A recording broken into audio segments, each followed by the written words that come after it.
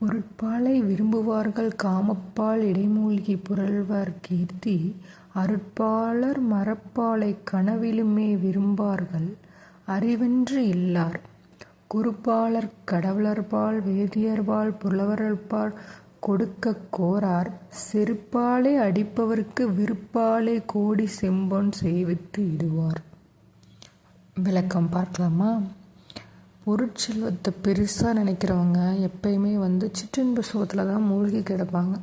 அவங்களுக்கு கருணை அறம் அதெல்லாம் கனவுல கூட நினச்சி பார்க்க மாட்டாங்களாம். அவங்களுக்கெல்லாம் அறிவே இல்லைங்கிற அறிவில்லாத முட்டாள்.